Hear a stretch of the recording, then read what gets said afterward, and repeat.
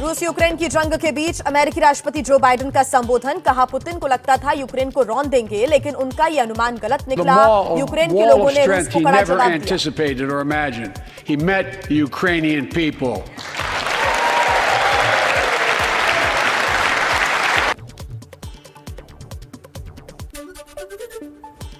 Biden ने कहा, Ukraine को $1 मिलियन की मदद दी जाएगी। अमेरिका यूक्रेन के साथ खड़ा हुआ है और अमेरिकी सेनाएं रूसी सेना से मुकाबले के लिए फिलहाल नहीं जाएंगी।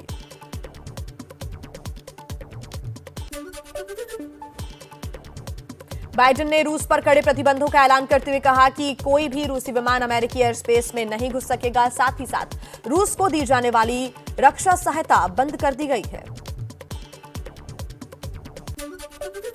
रूस के विदेश मंत्री ने कहा, यूरोप में अमेरिका के परमाणु हथियार मंजूर नहीं। यूरोप से अपने परमाणु हथियार हटाए अमेरिका। रूस के सहयोगी बेलारूस ने यूक्रेन बॉर्डर पर सेना की तैनाती बढ़ा दी है। यूक्रेन ने कहा, हमला हुआ तो करारा जवाब देंगे। जर्मनी की रूस को बड़ी धमकी। कहा, रूस यूक्रेन में खून खराबा रोके वरना और प्रतिबंध लगाए जाएंगे। परमाणु हमले के अलर्ट पर नेटो ने कहा, रूस की धमकी के बावजूद अलर्ट लेवल में बदलाव की जरूरत नहीं है। सहयोगियों की रक्षा के लिए कुछ भी कर सकते हैं। पुतिन ने यूरोप की शांति खत्म की। यूक्रेन संकट पर शुक्रवार को नेटो देशों के विदेश मंत्रियों की आपात बैठक। यूक्रेन के मौजूदा हालात पर होगी चर्चा।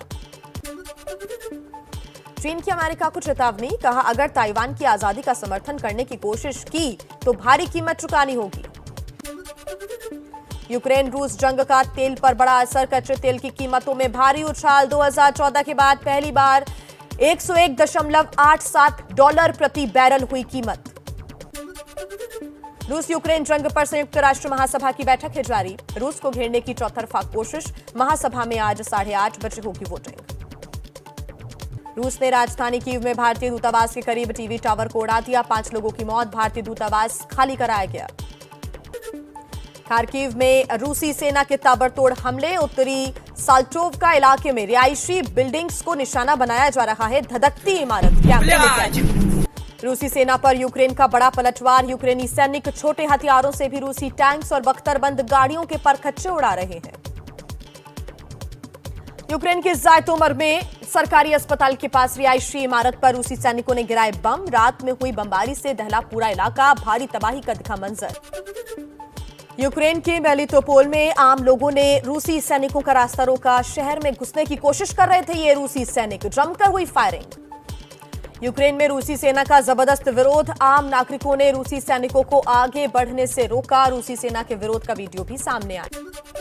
यूक्रेन में फंसे भारतीय छात्र पड़ोसी राज्य रोमानिया की राजधानी बुखारेस्ट पहुंच गए हैं। यहां से भारत जाने का कर रहे हैं इंतजार। बॉम्बिंग्स वगैरह हुई हैं, पर मैं चाहूँगा कि जो इंडियन एम्बेसी है वो थोड़ा सा जो लोग हैं उनको ओडेसा से बॉर्डर तक लाने का थोड़ा सा हेल्प करें। निकालने में हेल्प करने लग जाए। लाइक जैसे यूक्रेन के बॉर्डर से रोमानिया आ रहे हैं, तो वहाँ पे अगर किसी को भेज दें एम्बेसी स्टाफ को और वहाँ से बच्चों को पिक कर लिया जाए, then it will be super. Bucharest पहुंचे छात्रों का कहना है कि यूक्रेन में अभी भी काफी छात्र फंसे हुए हैं। उनको जल्दी से जल्दी निकालना होगा।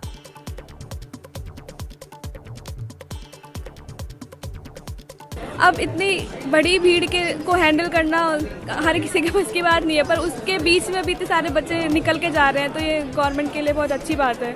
उनको यूक्रेन के खार्किव और सुमी में फंसे सैकड़ों भारतीय छात्र अंधेरे बंकर में गुजार रहे हैं दिन रात। सुरक्षित निकालने की लगा रहे हैं गुहार। हमारी जान को मतलब कोई भी एश्योरिटी है कि हम लोग मतलब अपनी लाइफ का कोई भी एश्योरिटीज नहीं मिल रहा है हम लोगों को। Continuous bomb blasts, sirens and airstrikes every 5 minutes or 1 hour. Ukraine की लवीव से भारतीय छात्रों को निकालने की कोशिश है जारी। छात्रों के कॉन्ट्रैक्टर डॉक्टर मुसवीर ने एबीपी न्यूज से बातचीत में दिया भरोसा। कहा, बच्चे और उनके माता पिता चिंता ना करें, सभी को सुरक्षित बॉर्डर पार कराने की पूरी कोशिश हो रही है। हम सभी बच्चों को इंडियन की तरह देखकर कि सारे बच्चों को यहाँ से एवैक्यूएट करना है, किससे भी निकालना है। यूक्रेन की राजधानी कीव और खार्किव से लवीव आए भारतीय छात्रों को रोमानिया पहुंचाने की कोशिश। लवीव से रोमानिया बॉर्डर के लिए बस भी निकली। यूक्रेन से भारतीयों की वापसी का मिशन है तेज। वायुसेना का C-17 ग्लोब मास्टर विमान भारतीयों को लाने के लिए रोमानिया रवाना। विदेश मंत्रालय ने कहा अगले 3 दिनों के लिए 26 उड़ानें तैयार हैं।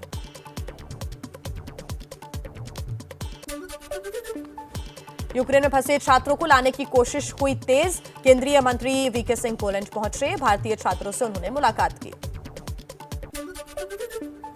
ऑपरेशन गंगा के तहत स्लोवाकिया पहुंचे केंद्रीय मंत्री किरेन रिजिजू। कहा यूक्रेन से सभी भारतीयों की सुरक्षित वापसी सुनिश्चित की जाएगी। केंद्रीय मंत्री हरदीप सिंह पुरी ने हंगरी के बुडापेस्ट एयरपोर्ट पर भारतीय छात्रों से मुलाकात की। कहा सभी युवा छात्रों को संकट से निपटने में मैच्योरिटी दिखाने के लिए धन्यवाद देता हूं।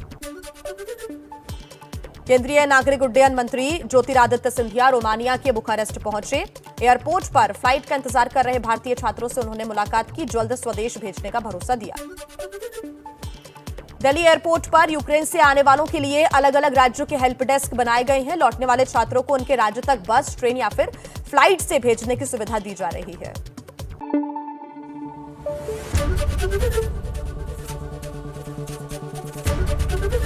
ABP न्यूज आपको रखे आगे।